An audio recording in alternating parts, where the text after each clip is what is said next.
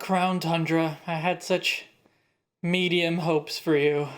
Hi, I'm Umbreon Libris, and I'm once again disappointed.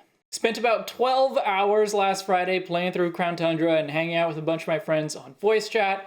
Did it again on Saturday and Sunday, just for fewer hours, and I had a ton of fun. I had a great time, and really that is the single most important thing to me. But the content of the expansion, I really wasn't expecting very much, and Crown Tundra still managed to not fulfill me in any way. Let me start with the parts that I did like, because there are some things that it did right. The one thing I have nothing bad to say about is Dynamax Adventures. There's enough variety to the rental Pokemon and bosses to keep the format interesting for a while. I'm really glad that Pokemon don't put up barriers, because that's one of the big reasons max raids got boring. Clearing barriers was always a slog. It's really fun to do Dynamax Adventures with your friends on voice chat so you can plan and strategize together. And there's a really high shiny rate to boot. I think it's 1 in 100 if you have the shiny charm, which is great. I got a shiny Maractus on my second adventure. We'll see how long my enjoyment of it lasts before they start getting too repetitive, but at least for now, it's good. I was surprised by the Galarian Star Tournament. It wasn't at all what I expected it to be, but I do like it in the end. I expected it to be something more like the Battle Tower or Restricted Sparring, so something with fixed levels that rewards battle points. But it turned out it was actually more of an alternative to the Champion Cup. It was a bit weird using 6 Pokemon in a multi-battle, felt kind of unfair, but it is meant to be just a different way to gain tons of experience. Still challenging, but not supposed to be too serious. And you do get to see some unique interactions between different characters, which is really nice considering the characters were one of the strengths of Sword and Shield. The Crown Tundra itself, like the area, is also pretty good. It's a decent size, it's got some interesting layouts, got a couple of caves you can get lost in, which is great. You also have Freezington, which is really small and has a terrible name, but it's nice having the free camera within a town, and I hope that that's the way of the future, so we'll have the free camera everywhere. I do think the Crown Tundra still suffers many of the problems that Isle of Armor also had. The graphics do look better than in the main wild area, but still not great. It also felt very empty. Unless I'm forgetting something, all the people are either in the train station, the raid den, or Freezington, except for the one time the mayor is further south.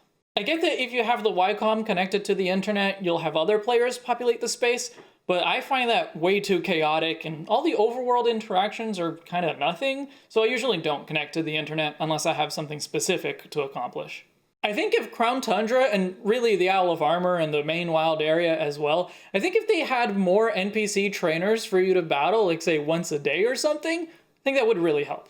Or like in Gen 6, when you went to a secret base and you faced like a lower level version of the player. They would ultimately not be a very good trainer, but like, you know, it was your friend's Pokemon. So if you are going to interact with anybody, like a player character that has like touched on your world before, that'd be kind of cool. Yeah, it would be cool to have your friends, like the people you actually have as Switch friends. If you've connected with them, like their most recent team or something is someone you can battle, you can find in the wild area and battle them. That would be cool. Yeah. The part that bums me out about the Crown Tundra is that I think they did almost everything wrong with the legendary Pokemon, at least the ones that are outside of the raid den. I'm gonna save talking about Calyrex and the legend of the King of Bountiful Harvests for another time, because I think I have more than enough to fill an entire video just with that. So let's talk about the other legendary Pokemon. First, the Regis, best known and beloved for the complex and difficult puzzle that you needed to complete in order to encounter them in Ruby, Sapphire, and Emerald. Even just finding the cipher that unlocks that quest was incredibly tough. Here, the 5 Regis are found in 4 temples throughout the tundra, with the 2 new Regis being forced to share a room. Peeny's legendary clues tell you the exact area you should search in, and if you look closely on the map, the temples are all marked on it even before you've been to any of them. Finding the temples is easy peasy. Well, the clues included some broken messages, so maybe you have to work out what they mean before you can follow the instructions. Nope, the messages are inscribed plain and simple on the doors of the temples. And their riddles are so simple that I didn't figure out the Registeel one right away because I was trying to work it out on a higher level of complexity. As soon as I saw how painfully easy the riddles were on the Regice and Regirock temples, I figured it out. And then the riddle for the Dual Temple was not only easy, it was predictable. No one's been able to get it open, please. Within the temple, the only one that presents any challenge is the last one, where you have to light up the pattern corresponding to the Regi you want to awaken. But even that I figured out within a couple of minutes. Although, if you pick Regidrago, it is tougher because the floor pattern doesn't match what you're shown on the outside. Anyway, it's like Game Freak thought, oh, people like the Regis and their puzzles, and for some reason they thought that this would be enough to scratch that itch. It isn't. I'm still itchy. And what's worse, there's not a single bit of lore that explains or hints at why the Regis are in Galar. Why are there temples for them here? Why are there 2 new Regis that hadn't been discovered before? All we get are their new Dex entries, and even those don't touch on that subject. It's a similar situation with the Swords of Justice. In theory, I like the idea of tracking them by their footprints. But first, you're not really tracking them by their footprints, you're just collecting data, and Sonia tells you where to go look. So you're not actually tracking them. And second, you only need to find 50 pairs of footprints for each one.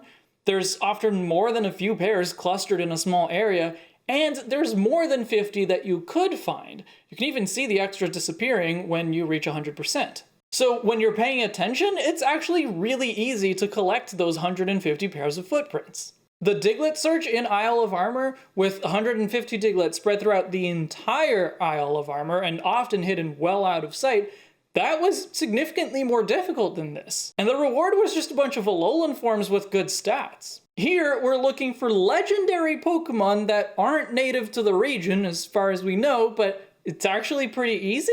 Then when you get all of the data, Sonia just tells you where to go. Virizion can be harder to find because Giant Sped is a pretty wide area, but the other 2 are so easy. I wish we were actually tracking them by their footprints. And again, why are they in Galar? Beyond just because the Crown Tundra has few people. Why aren't we exploring these questions? I don't want the games to hand us these answers. I want there to be evidence lying about with things like the inscriptions that you can read with the Legend of the King of Bountiful Harvests, or Pokedex entries, or NPC dialogue, and that you can use all of these things to at least work towards pulling together what the answer might be. And we don't get anything even close to that for the Regis or the Swords of Justice. At least the Keldeo thing is pretty good. I won't spoil it in case you haven't stumbled upon it yet, but it's pretty good. Then there's the 3 birds. I would call them the Kanto birds like I did before, but it feels more appropriate now to call them the Galarian birds. When you first encounter them, they are clashing at the base of the Gigantamax berry tree. It's a really cool cinematic, except that there's no explanation for why they're there, or even if the tree has any significance beyond being a max raid den. So they run off and you have to go find them, each one in a different wild area. And I really like the way they roam in the overworld, so you just kind of see them in the distance here and there. Until you actually go to try and catch them, at which point you figure out how simple it is to do so. Moltres follows a simple path, so it's easy to cut it off. You have to actually chase Zapdos, but each section of its run is predictable, so if you bike strategically, it's easy to catch up to it. Articuno does have multiple paths, but once you spot it, you don't have to chase it for too long, and it'll eventually wait for you to come challenge it. And once you do get into a battle with any of them, it's just a standard battle. It's missing the one thing that made roaming Pokemon challenging, that they would flee on the first turn, and so you had to track and find them multiple times. I'm not saying every roaming Pokemon needs to be done exactly the way the legendary beasts were done in Gen 2.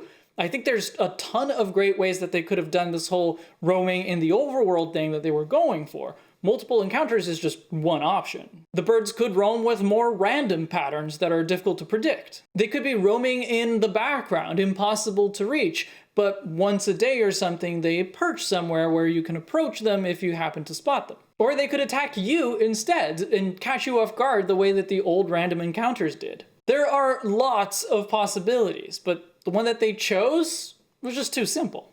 At least there is a little bit of lore that is attached to them. There are some hints that suggest that these are not actually forms of the Cantonian Articuno, Zapdos, and Moltres, but just separate Pokemon that got mistaken for them. Which could also explain why they don't share the elemental types with their Cantonian counterparts the way most of us expected. But that possibility is not really explored in any depth, nor why the Kanto birds would have been expected to be spotted in Galar in the first place. I feel like lately Pokemon doesn't really get the kind of fan that I am. The games just have less of the things that brought me to Pokemon 20-some years ago. I still have fun with the games, but it feels like a much more short-term enjoyment than what it used to be. At least Zelda is still making games I enjoy and actually making better and better games recently. I'm really looking forward to Age of Calamity. Anyway, I would love to hear what you've thought of Crown Tundra. Hopefully it didn't frustrate you quite as much as it did me, and I'll tell you all the things I think about Calyrex another time. Thank you for watching, and thank you to my patrons for their support, especially luxury patron Ethan from Chicago. I'll see you in the next chapter.